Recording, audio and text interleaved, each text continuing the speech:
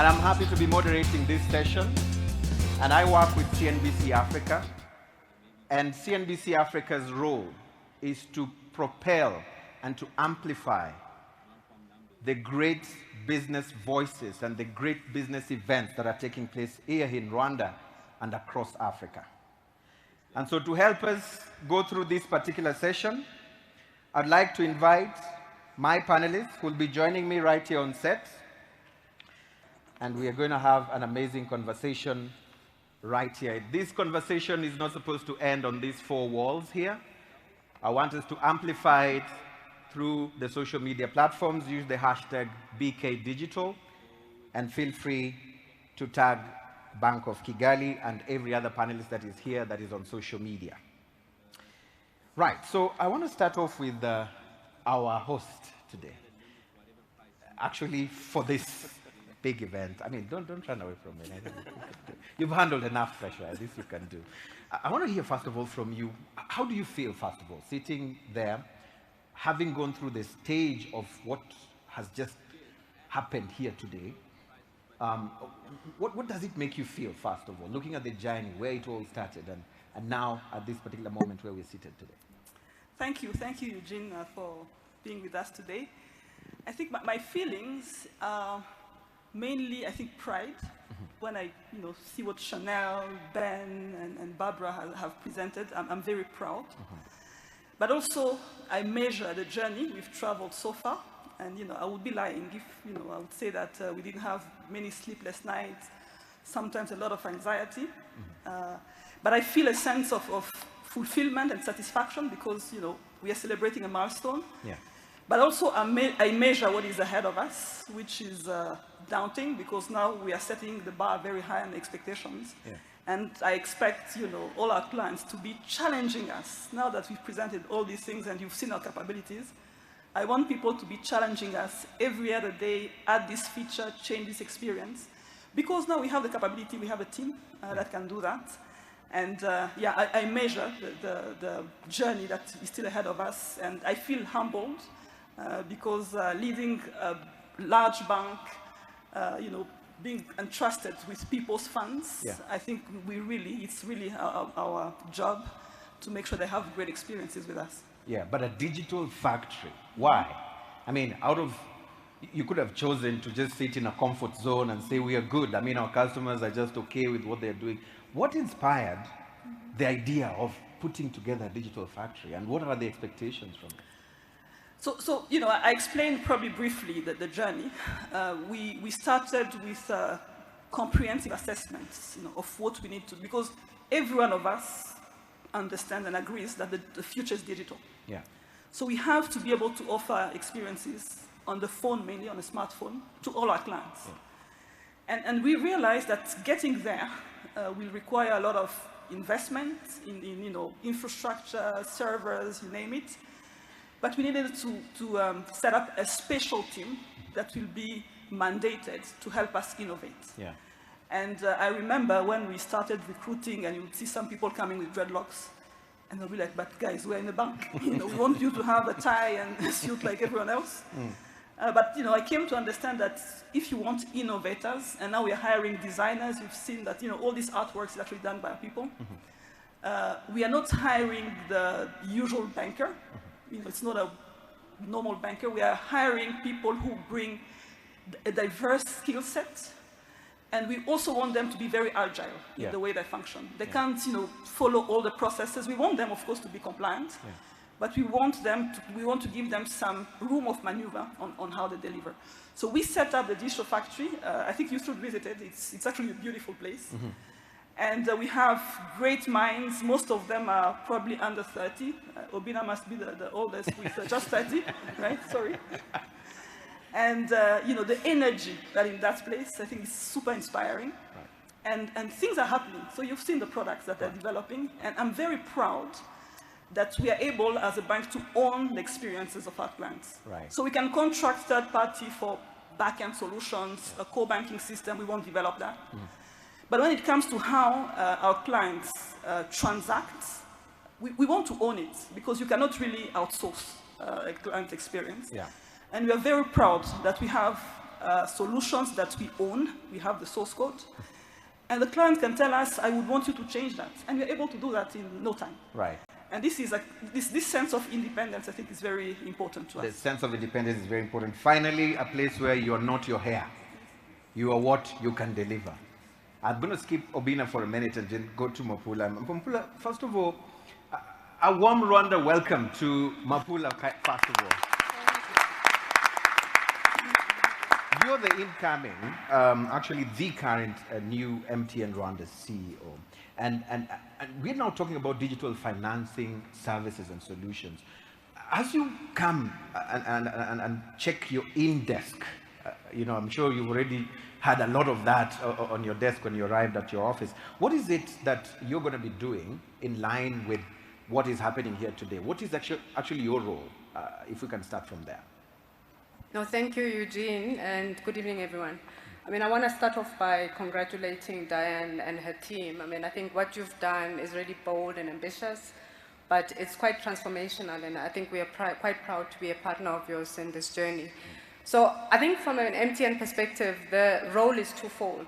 I think the first part is that, first and foremost, you need the infrastructure. Yeah.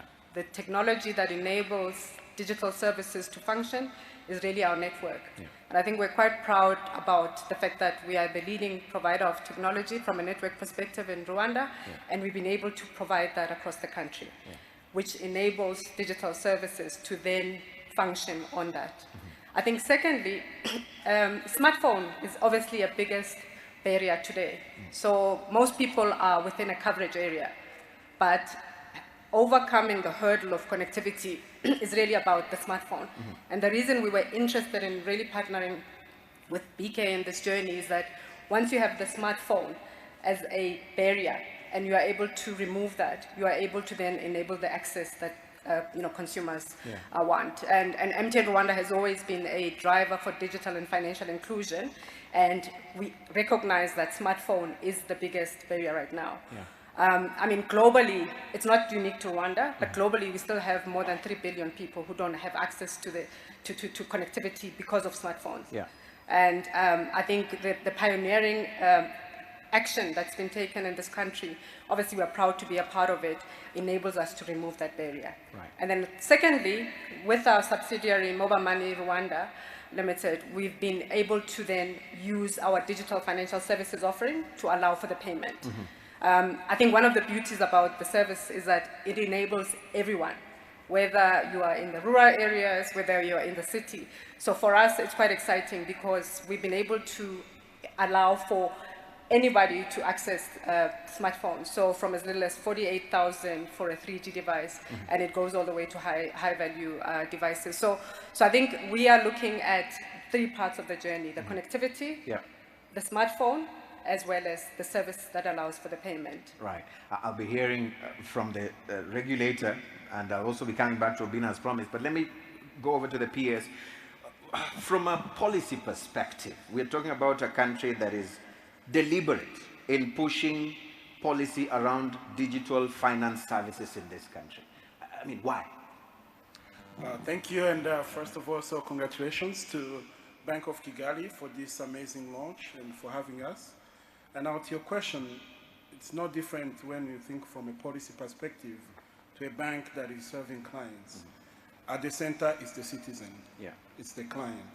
So the policies that we're thinking about or designing, together working with other institutions, they're not policies that are far off from what is happening in the private sector. So whether it's the infrastructure that was just talked about, how we accelerate the services, is thinking about what kind of policies that enable that ecosystem to happen. But allow me to highlight the fact that while the journey has been one that is really transformative, and it's anchored into the goals of the leadership of the country, we think of this kind of milestone as yet another affirmation that we are on track. But I want to remind we are not yet there. So we sitting here celebrating what I believe is most transformational is the ability of the team. And I think we really want to congratulate the bank for nurturing the kind of talent that is able to create our own solutions.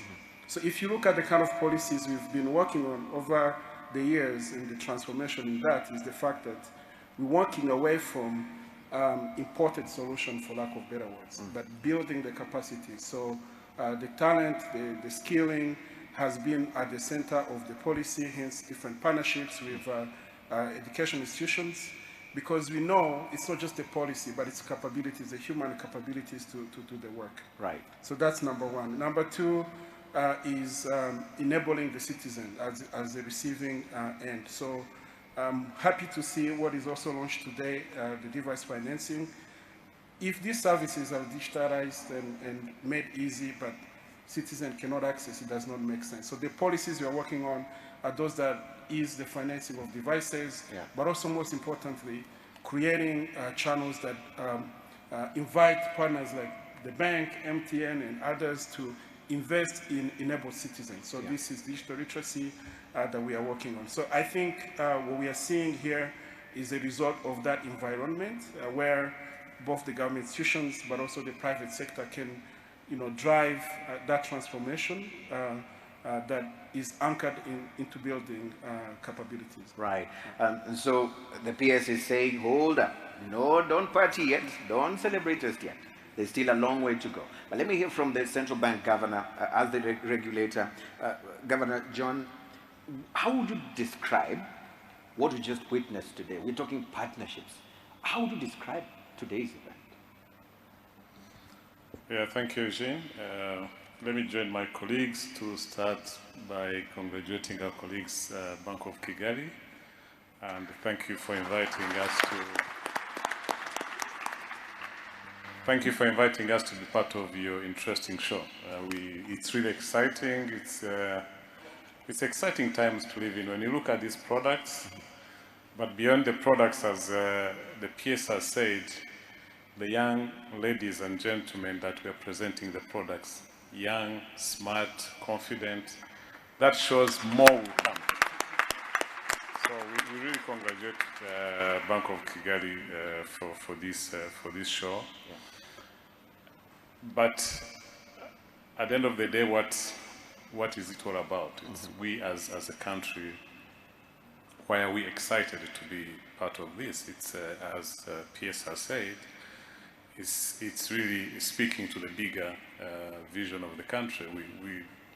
We've been talking cashless, we've been talking going cashless. There's a lot of efforts that have been going on to go cashless. And as your question about partnerships, we can't talk of cashless if each individual player was to go about it individually. So we are all in the same market, we are all serving the same public. So we can cooperate in many ways, of course, compete on products, but there are some factors that really has to unite us. So the example we just experienced, BK partnering with MTN on the acquiring smartphones in facilitated manner, that is one of the partnerships we've seen. But beyond that, we already have, almost all banks have developed their digital products, and we have MTN with their own products, but these products are speaking to each other today. So today I'm able to use my bank app to transact using MTN channels. I'm able to withdraw money from my bank account to my MTN wallet or to my Airtel wallet, and then use it to transact, use it to send it to across the country. So these partnerships have been really key in driving the cashless agenda, and that's what we want to see. That's why we're excited to see this happening today. Of course, going forward, we can do better. We've had a lot of bilateral partnerships. What we want is industry partnerships. Like today, we are talking of the Rwanda National Digital Payments Suite that is being implemented that will link all these players. You don't have really to manage 10 agreements between you and the other players. Everything can be done through one suite. So there's a lot that has been going on in the market to put our efforts together, and we as a regulator, we are there to not just oversee and enforce, but to facilitate as well. So we are, together with the Ministry of ICT, we've been leading in the campaign, on education campaign. That's one of the areas that we are partnering with all the industry players. Part of the challenges in financial inclusion and going digital is citizens understanding the benefits and what is required. There's issues of security around these digital channels. So we've been working together as an industry to educate the public on the benefits of going digital. So there's a lot we achieve together, but we are really happy that the biggest bank in the country is taking the lead. Okay, let me say it's taking the lead. There are others that have already done some things, but we are here to celebrate BK, and so congratulations, BK. Governor, it was important to hear that coming from you. Thank you so much. Obin, a lot has been said about the digital, factory. We've witnessed, and I personally was also here, behind the scenes. I've seen the kind of work put behind it. But what is its DNA? How does it run? What drives it? Thank you, first of all, Eugene, for moderating. Thank you, everyone, for joining us again. It's not an easy question to answer. Many things drive us, but I'd say obviously the people. And then, when we look for those people, we look for people who are passionate, people who are growth-minded, right? Few people come ready, right? But we believe that we can make people ready, right? We equip them, we encourage them, we trust them, right? In an event like this, there's so many moving pieces, the events, the products, there's so much happening. And you can't control everything as one individual, right? At some point, you do your best, you plan, you delegate, you train people to have the right skills to take on the required tasks. In our case, we first started by bringing on some partners who are actually here, a whole team from London, 2 teams, Core Blue and Lighthouse, who have worked hand in hand with us to build, but more importantly to train, to exchange knowledge and skills with our local staff. And then eventually, together we create something amazing. So passion, resilience, kind of keeping your eye on the prize. It's never easy.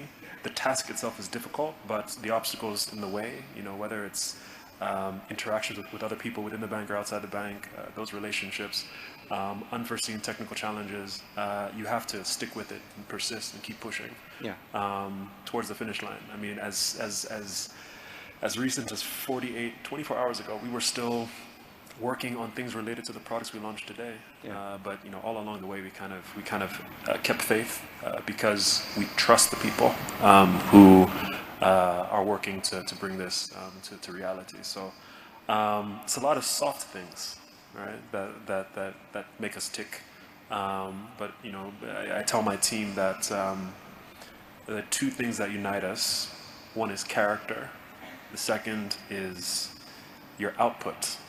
Right? If you're not making things happen, you have no place on the team. And of course, if your character is poor, you might soon find yourself off the team. So these are a few of the things that make us who we are. Tick. Interesting. It's a journey or a process for you. Is it a journey or a process? A general process? Is it a journey or a process? How do you look at it? Absolutely. It's a journey, and you follow many processes on that journey. Right. Smart. Fair enough. I want to come back to Dr. Dehan. I mean, there's something, I want to play the devil's advocate, for now. What we've been hearing, the speeches that have come up, the solution that is being done, there's a sense of saying, look, we want to reduce customer interaction at the banking hall. So that's why we are pushing to create digital banking or financial solutions.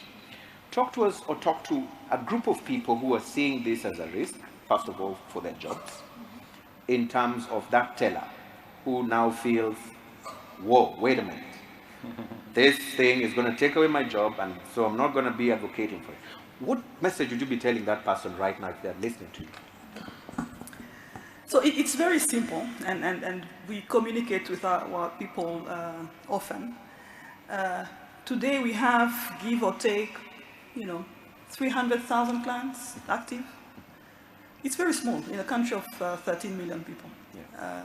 And we have ambitious as any organization, to reach 1 million, 2 million. Yeah. And for you to scale, there's no way you can scale if people have to queue to open an account. Yeah. And we tell people that their jobs are changing. Now you can find yourself at the till, cashing in and cashing out. Yeah. But you have, you're a human being, you have capabilities. We can train you and you can do more than that. You can be a salesperson, you can move in the back office, because the digital banking is creating so many other jobs that traditional banking did not have. So there's a place for everyone. Obviously, we need to do our best to train our people. And we also want people who want to move with times. Yeah. So if you think that you want to remain in the past, free, right? But we believe there's a place for everyone who is ambitious, who's willing to learn, and who's willing to move with us. And the digitization process has been a journey. Mm-hmm. And you mentioned some of it right here today. Mm-hmm. What are the untold stories? What is it that you didn't tell us today? Oh my, so I wouldn't tell you, because I would scare you. Talk to us. So last year, October last year, we migrated to a new core banking system. And some people say it's like a heart transplant. Some people say it's changing the engine of the plane when the plane is actually taking off. So the untold stories is that we have to still run a business while we are doing all this heavy lifting. You have to serve your customers and give them a decent service, because we are not alone in this market. We have so many competitors who are just there waiting for us to not do the right thing so they can grab some market share. We have some shareholders probably in the room who expect a decent return. So it's a lot of work, a lot of communication, and these people, mind you, sometimes they don't agree. And when tech people don't agree, and I'm the one who's going to give a direction, and everyone is speaking Chinese, I'm like, so you don't agree, you are the expert, so what do you want me to do? Sometimes I have to take decisions that are risky, because I don't understand everything. But eventually I've learned, over the past couple of years, that most times my guts, don't lie to me. So when I think, and I see someone is not able to explain clearly a problem, I can see that, this person does not understand things well, because I'm a lay person. If you're not able to explain to me the problem, that means probably you don't understand yourself. Correct. So I've had to take decisions sometimes, very difficult, without full understanding of things. We always have mitigants. I have my risk people who will be there. What's the backup plan? Can we go back to the old system if the new system is not working? So we have to put in place all these mitigants. But you have to be bold and ambitious to say, today we are moving. And we have all the mitigants in place, but we are taking a leap of faith, moving, and trusting these young people with very important solution that people transact on. And eventually it works. Right. So you've got to trust your guts. Good. Thank you. P.S. I want to bring you in on this.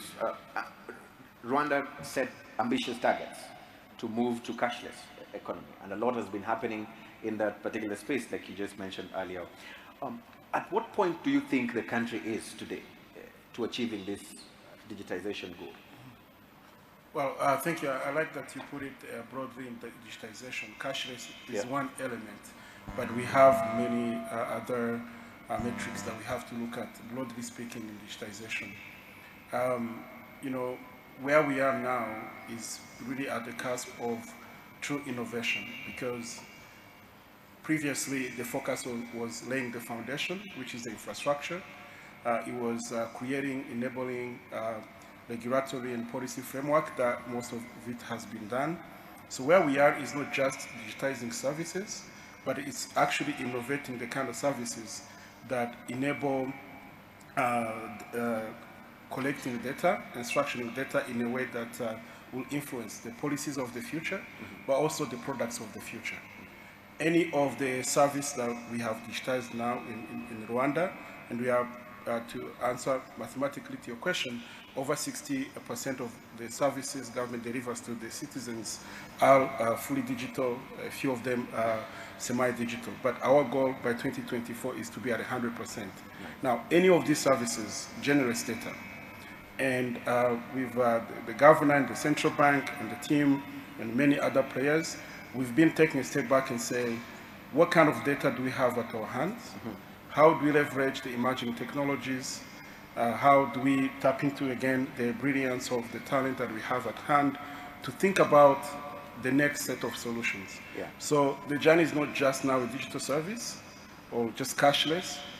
It's actually now better products, the lending that have been talked about. How do we understand the customers in a better way, that the lending or the loan products understand them better? So one of the projects is looking at the value chain in agriculture, for instance. How does a farmer receive the revenue? How do they spend it?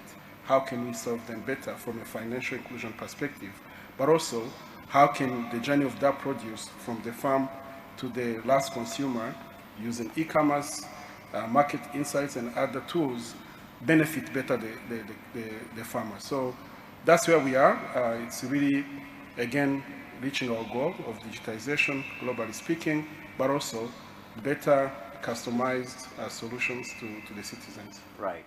I want to talk to the MTN CEO. I mean, in other economies, let's talk about the elephant that is not usually wanted in the room when it comes to the conversation between telcos and banks.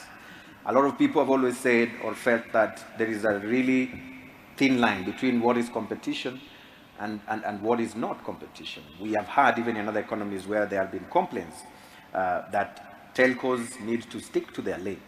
They are not financial institutions. Leave financial institution duties to financial institutions. Coming back to Rwanda and probably overall vision as a telco in facilitating digital financial services, how would you be able to define the kind of collaboration that we are seeing here, and how can it be uniquely used to change lives? Because at the end of the day, that's the bottom line. Thank you, Eugene. I mean, it's a very important question you're asking, and I like what was said earlier. You know, the digitization of the country is everyone's responsibility. Correct. And I think it's very important that we all play a part. Now, one of the things that we have is quite a wide distribution of our network, as I've mentioned, but we also have a wide distribution of touch points in terms of our agency network. Now, when you have scale, and I think Dr. Diane spoke about it earlier, when you have scale like ourselves, where you're already enabling connectivity, where consumers are actively needing the service to enable that cashless access, I think we have a role to play. Yeah. And I think we're quite proud of the work that we've done with Mobile Money Rwanda to enable that. But I think it's a journey that allows for partnership. Yeah. And I think you see it in the work that's been done with the launch of our partnership with BK, because I think whilst the technology allows for the e-commerce to happen, you still need the value chain of the banking ecosystem to enable that. I mean, right. we work in a regulated environment, and it's very important that that relationship between ourselves as a telco player is quite seamlessly allowing for that transaction between ourselves and the bank. So I look at it as a partnership. Yeah. I think we have a role to play to leverage our footprint and our network to enable that ubiquitous access to financial services. Right. So it's more of a partnership than competition, in my view. More of a partnership, and also you mentioned a word that is a buzzword, value chain. And I want to bring in the governor, the central bank governor here, and talk to us a bit about the payment infrastructure for interbank, you know, because there's a lot of, silently, some of them are asking us this question. I mean, we have a challenge here. I mean, if this is fixed, then it makes the value chain even smoother. What's the future from a perspective of you know, regulation? No, I think the payment infrastructure solutions for interbank payments is run and managed by the central bank. We have what we call Rwanda Integrated Payment System. And we've been improving it. We're just finalizing a phase of upgrading it. So when we say banks talking to each other, it's customers of banks talking to each other. Like today, I use my app, I transfer money from my bank account to a bank account of my colleague in another bank, and this is done through the banks, but this is channeled through the RTGS, our payment system. So again, what we've improved today is originally we used to have only 2 sessions of processing payments. I think we had one in the morning and one in the afternoon, so the rest will just collect payment orders and wait for the clearing sessions. Today, it's not easy to go real time because we are dealing with big payments, so there's allows some few minutes for banks to do background check whether it's bona fide transaction. But at least now it's I would say it's if it's some short, small payments are done instantly, others take some few minutes. It's only big payments that take, but I think we've said maximum shouldn't take more than 2 hours now. Originally, we would close the business day at 6. We've now opened up to 24/7. Now, any time of the day, you can transact. Of course, in that case, it's using digital channels. You want to be sending checks to banks at midnight, but anytime using the digital channels, you can transfer money from one bank account to another. This system used to be closed over the weekends and public holidays. Now it's open again, as I said, 24/7. Yeah. And we also bring in more players. Originally, the microfinance institutions used to transact through banks. Now they are going to be transacting directly through the system. So there has been improvement as the market players are improving their digital products. We've also tried to improve our gateway that facilitates all these other payments to really modernize it to meet the demands of the industry and the cashless journey we want to take. As said, government has taken the decision that all government payments will be digital. I think even all government services are given digital. So we are towing that line. Right. That's interesting. And then you flagged something around security that requires a lot of background checks to be done, and that's where I bring down Obina to talk to us a bit about the issue of IT security. It's very important when we're talking about digital financial services. We saw demonstrations on how to do it and how secure it is, but you and I know that it's not just easier said than done to actually put that together. What does it take? It takes a lot. And what we demoed today was just on the biometric side, right? Ensuring that the person who is transacting or who is getting onboarded as a customer is who they say they are. But things as granular as your card number, for instance, how is that number transmitted from one system to another? Right? Should it be transmitted? If it is transmitted, it should be encrypted. Because the way that some of these things work in a web browser, some of that information, like if you check, sometimes your account number is passed as part of the HTML. So you can actually go in and see that, right? What if it's cached and the next person that uses the browser can go in there and see your personal details? So we have to go, line by line sometimes. We have an IT sec team, that's their job. They literally read every line of code. They look at the way the system operates and they try to make sure that they can foresee and then advise us to mitigate any potential vulnerabilities. And of course, on the regulatory side, right, we do our best as an institution to make things safe, but if we fail, there are penalties, right? You pay a fee, but if it's serious enough, folks can go to jail. It's a very serious business. And that's why, as I said earlier, it can be difficult, painstaking to launch something, to innovate within this industry. But it's done in the best interest of the citizen. Right. And can I make a comment on that? Yes, go ahead, Governor. On the security issue, because it's really important that you brought it up. As we are talking of digital channels, we are talking of IT. Correct. And we know that with IT, the risk of cyber attacks is high. So as a regulator, I think as Obina has just said, we have strict measures that enforce IT security across the industry. So there are clear requirements of what they have to put in place, and we really oversee whether it's working. But beyond just that, we are building what we call the Financial Sector Security Operations Center as the central bank. It's like a shield or an umbrella above this IT security systems of the financial institutions. So we have the National Cybersecurity Agency that is doing that at national level. Now we as a central bank, we are building that umbrella around the financial institutions to add another layer of cybersecurity to our financial sector. Mm-hmm. So that is really to assure our clients that as we are moving digital, we're also doing a lot to ensure that we protect our financial services or financial channels against these threats of cyber attacks. Right.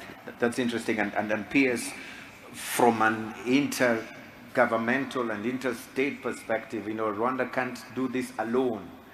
Rwanda can't be the safe one alone because we're now borderless. When we talk about digital transactions, it doesn't know any passport, any visa to cross into the other border.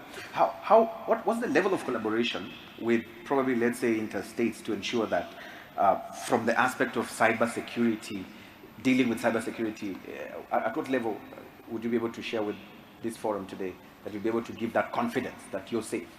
Yeah, thank you. And I think Governor touched on it.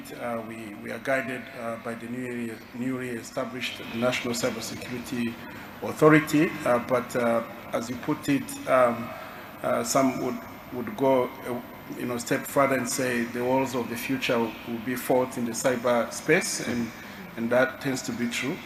If there are vulnerabilities on national infrastructure, not only in the banking but also other national infrastructure, most of the grid systems in many countries are run using online systems for key utilities. So when we think about cybersecurity, it's really embracing the fact that we are one community, one global community today. So in terms of collaboration or cooperation, there are so many elements that we can talk about, but what I can assure you is that we are building capabilities, and I think that's where you begin from. Yeah. Building own capabilities to not only operate systems that are designed to do the job, but also to create our own mechanisms, not only to monitor cyber activity, but also to protect against attacks. So that cannot be done in a vacuum, as you rightly said. There is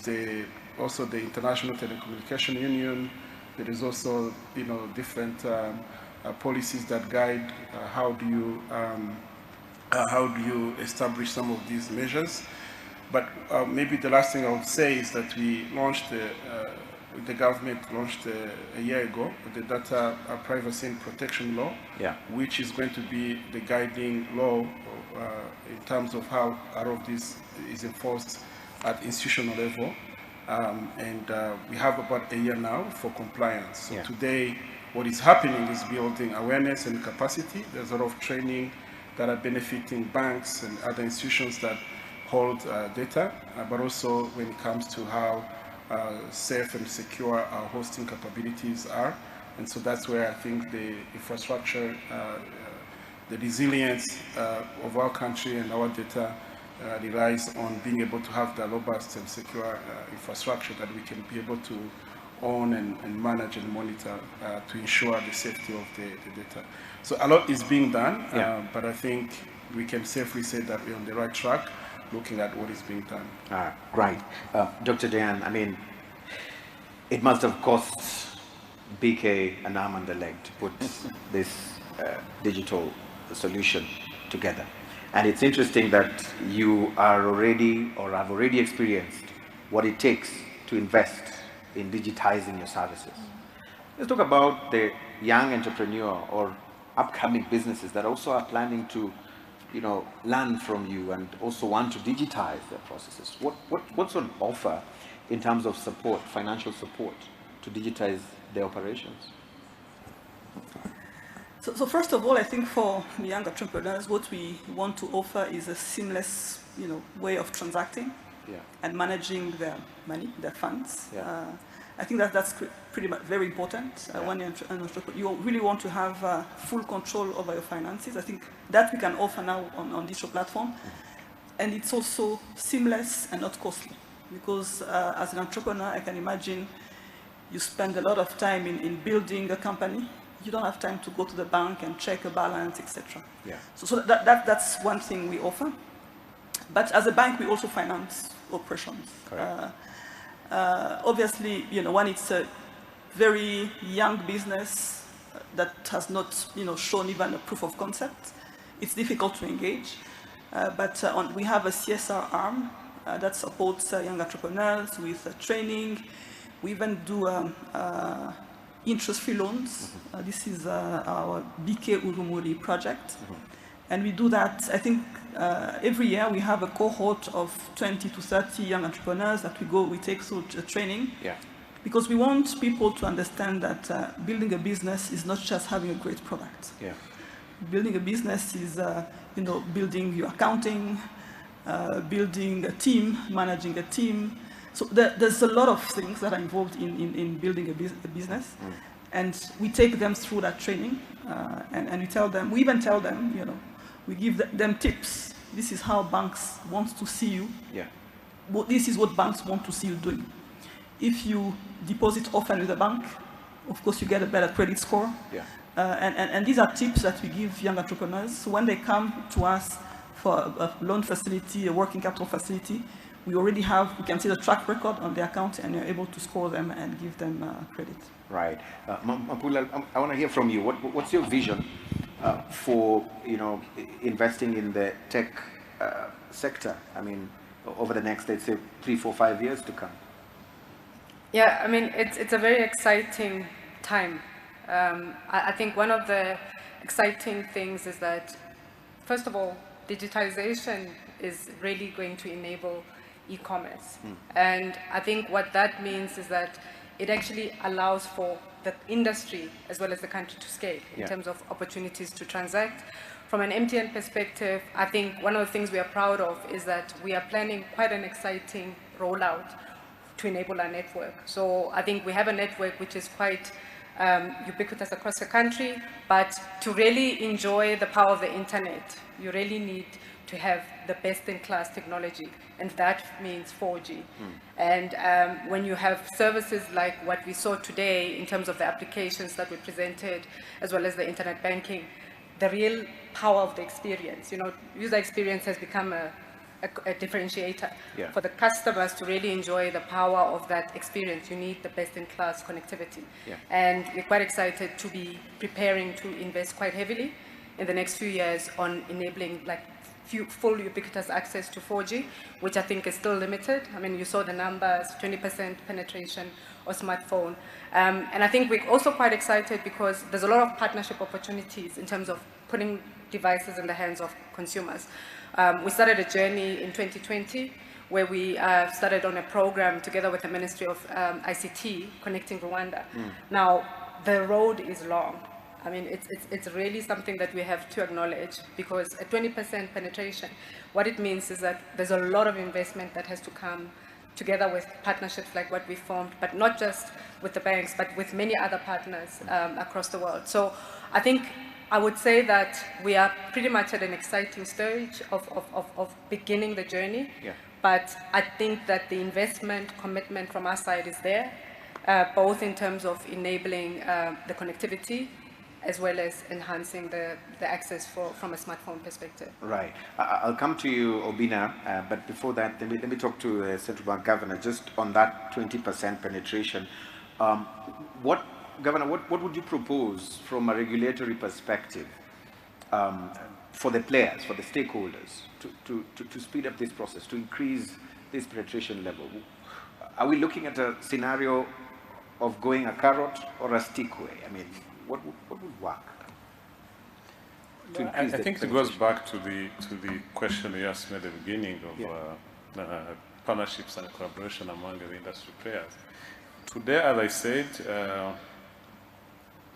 everybody's busy innovating, and everybody's busy trying to roll out access points. But when we start working together, you can build on what your colleague has developed. You don't have to reinvent the wheel. Like today, MTN has merchant payment codes. You only need to have, you need to have money on the MTN mobile account to use that code. I want to have to use it with my BK or the other bank account to spend money without having to withdraw it from here to there. Yeah. So that's one example. Today we have agents, and you almost find that every financial institution is recruiting agents. So how do we ensure interoperability of these agents? So as I said, the interoperability suite that is being rolled out is going to be a big game changer in this, where financial institutions will be, let me say, financial service providers, because even the telecom, in fact, it's no longer even telecom, it's mobile money financial service providers will be talking to each other. So the more we collaborate and the more we use others' channels and just develop products. So I think we should be competing on products, but for the channels, we need to be working together. So you make it easy in terms of cost, you make it affordable, and also accessibility, it's easy. So for me, if I don't have to acquire every financial institution's product to use some of these channels outside there, so that is going really to drive penetration, and that is very key. Penetration is the biggest hindrance to penetration today. Is access, because of those limitations I said, is education. There we are working together, as I said earlier, to educate people on their benefits, challenges, risks, and all that. But of course, again, what we are doing as a central bank, with the new mandate we are given under this Financial Service Consumer Protection Law, is to give confidence to the consumers. So at least we follow up this, whether the quality of service being given by the service providers, and as consumers are assured of the quality of service, assured of any complaints are handled immediately. The other day we are launching the complaint handling platform. So all of these will come together to really bring more people in the use of the financial services. That's very interesting. And Obinna, there'll be a lot of onboarding plans for branchless, services. And through this process, what are the trends? What are you seeing as the red flags, or probably the easy way out, or what is it like right now so far? Yeah, so I think certainly outside of Rwanda, other countries in Africa, Nigeria, Egypt, South Africa, etc. Digital customer self-onboarding is the new standard. You can hardly find a new fintech launching a product that doesn't have digital customer onboarding built in. Yeah, it's standard. And of course, as you've seen, because we have a partner here with us today, Kudo, there are so many companies that you can, sign deals with who will help you implement it quickly. But I think in Rwanda, I think the race has begun now. I know there are a few other banks, at least two, I think Equity Bank and INM, who either already had this feature available, or it was in testing, right? So I know people are thinking about it. And of course, people are getting busier. You cannot have a branch in every zip code. Doesn't make any financial sense anymore. It's not scalable. So you do need to allow people to join your networks without having to necessarily interact with someone or find themselves at a certain location. So, you can call it a trend, but I just think it's a present reality. Yeah. And, we have now caught up, right? And, I think now that we have that, it will enable so many other things. Right. I want us to start taking our closing remarks. just from a perspective of commitments. I like doing this because at the end of the day, part of our role is to be able to record those commitments and come back after some time and take you on those commitments, but in a good way. So I'll start with you, Dr. Diane Karusisi.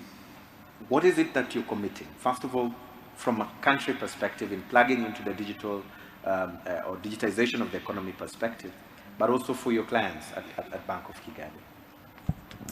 Thank you for the question. I think we've built already a solid foundation with the products that we've showcased today. But I think what we are committing is we want to bring more digital experiences on the app. So today you can onboard digitally, you can transfer money, you can do so many things, pay your bills. But we want you to be able to manage, to apply for loans, to restructure your loans, etc. And remember, we are a group of companies. We have a bank, we have an investment bank, we have an insurance company, we have tech house, etc. We want eventually to be able to tell our clients, you bank with us, but you want to have an insurance policy, you can have it on the app. You want to invest because you have extra cash, you have savings. We can tell you, you can buy a bigger stock, you can buy a Bralira stock. We want to add all these experiences on the app or on the internet banking platform. For corporate company, when you have extra cash, we want to help our clients manage liquidity. You can invest in a money market fund, etc. So these are all experiences that we have to bring on our channels. And we believe, an app is something very normal. Everyone has one. Internet banking platform, everyone has one. But the more value-added services you offer, I think you start differentiating yourself. So that's what we want to do, to differentiate ourselves by offering more and more products on our platforms. Right. While you still have the mic, I want to ask you, you've overseen a lot of transformation at Bank of Kigali, and so maybe by today's milestone, if you look back and probably also fast forward, what sort of legacy would you want to be remembered? Wow, that's a difficult one. I think we are in a journey of transforming our country, and we're just contributing, doing our part. I think I just want to be remembered as someone who did her part. That's it. Good. Thank you so much. I think from protocol perspective, I will skip Obina. Your boss has just spoken. Let's hear from Mapula. What would be your closing remarks? Looking back at what has just happened today, how do you plug as MTN Rwanda into the digitization process of the country? And what is your commitment as a telco, one of the biggest, actually the biggest in Rwanda? Thank you. I think first and foremost, MTN's belief globally across all our market is that everyone deserves the benefit of a modern connected life. But what we also recognize is that the connectivity alone, what is proverbially called the pipe, is not going to be enough. So I think most of our last 15, 20 years have been spent laying the foundation.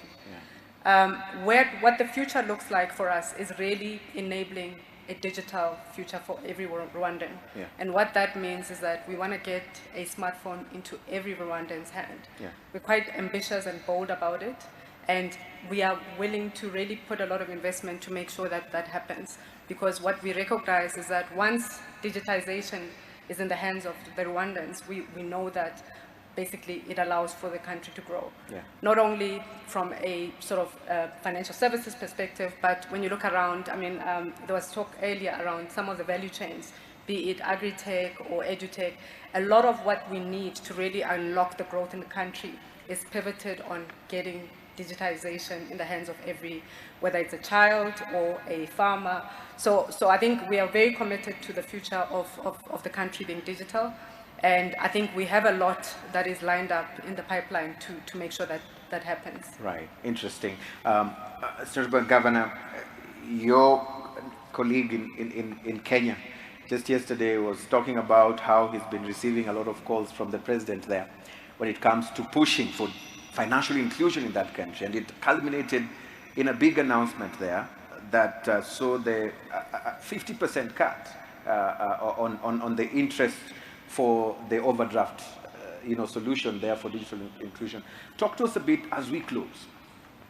What sort of radical measures do you feel we could be expecting from the regulator perspective to spur that financial inclusion and also the digital inclusion and access in the country?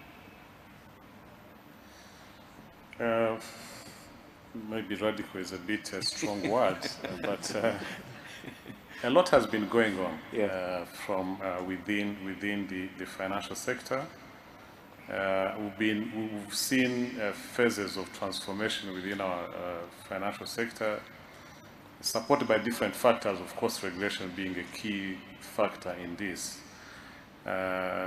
So what we can promise, you asked us to give promises on what we are doing, is we remain engaged in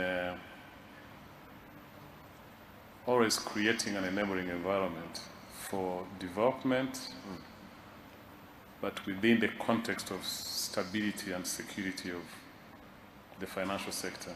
Yeah. So we've been really reforming our regulatory framework, and we always try.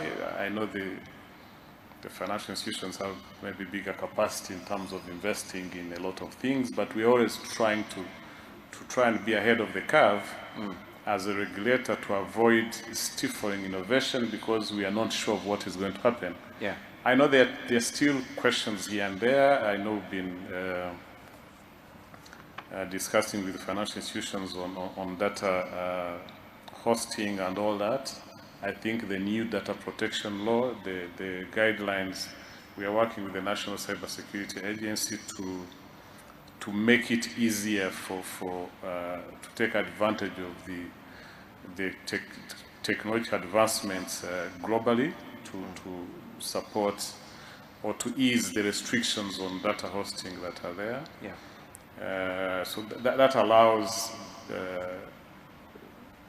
further innovations within the financial institutions. But we remain a key player, especially on the identifying the bottlenecks to financial inclusion. Yeah. This year, just beginning of this year, we set up a new department in the central bank responsible for financial sector development. It's really going out of our mandate as a central bank. Normally, our main mandate is financial stability. But we thought we can't just be thinking of stability without playing a part in the development of the financial sector. Yeah. So it's a new department. We are challenging ourselves, what can we do to add to what all the other players are doing?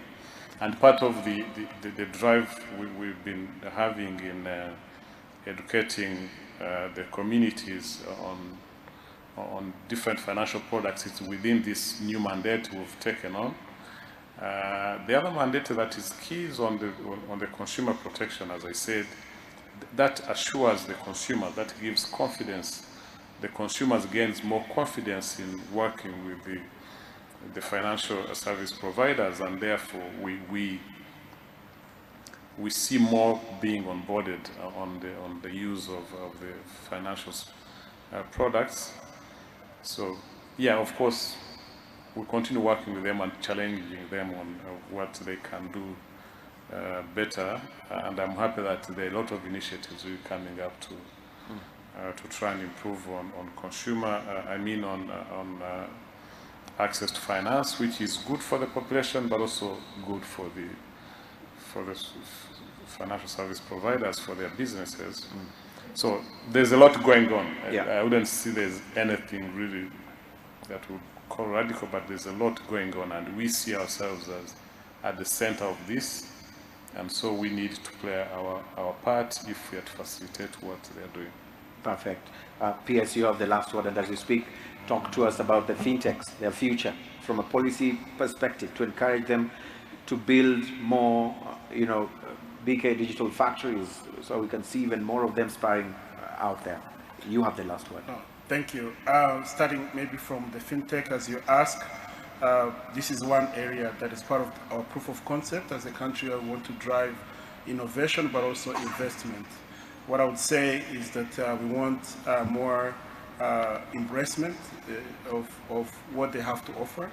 We have seen a lot of innovative products by our startups, So partnership and collaboration with FSPs is going to be important to see these solutions enabling trade, enabling financial inclusion for those that are still underserved. So we want to continue to build different programs that can encourage nurturing some of these young solutions that we're already seeing used on the market. But maybe to your question about what are we committing, the Ministry of ICT and Innovation has been running different programs in partnership with both other government institutions, but also the private sector, and we want to continue. In fact, we are scaling some of these initiatives. Let me just mention a few. One is the Digital Ambassadors Program. The issue of device has been mentioned, but digital literacy is another key issue to address, and I think a call to action not only to Bank of Kigali, that is indeed enabling this digital journey for your customers. As you onboard them on this, is really how do we make sure that they're ready to transact safely on these platforms that you're creating. So one of the programs that we're running at the ministry is deploying young graduates that are trained with the skills to train the cooperative members, the community health workers, and many others within their communities, and onboarding them where possible to be ready to play in the digital economy. We think this program is not just a government responsibility. We are scaling it from 100 digital ambassadors deployed across the country to about 2,000 within the next 6 months. But within the already existing agent network and many other network of the partners on the ground, we think we can touch more on the citizens. But that's just one of the many other things. Yeah. When it comes to the quality of service, the connectivity, as the CEO of MTN mentioned, a lot has to be done from investment, increasing access, but also the quality of service. Those are things that we're committing to continue to work on. But I think the journey continues. Today we are celebrating a milestone that paves the way to more possibilities. Yeah. And I feel like we can walk away from this room knowing that with the teams that have been built, with the commitment of the leadership of the bank, yeah, there is a lot more that can be accomplished. Right. Thank you very much. Thank you very much. Thank you. Thank you, Diana Karusisi, CEO, Bank of Kigali, Obina Okwani, Chief Digital Officer, Bank of Kigali, Mapula Bodibe, CEO, MTN Rwanda, and of course, John Rwangombo, the Governor of Central Bank of Rwanda, and Ivy Radukunda, the Permanent Secretary, Ministry of Innovation and ICT Rwanda. Thank you so much for being part of this conversation. I want to sign off. I'll just say thank you very much for being a part of this particular conversation and for allowing us to be part of this great milestone and historic event. As always, my name is Eugene Anangwe. Goodbye.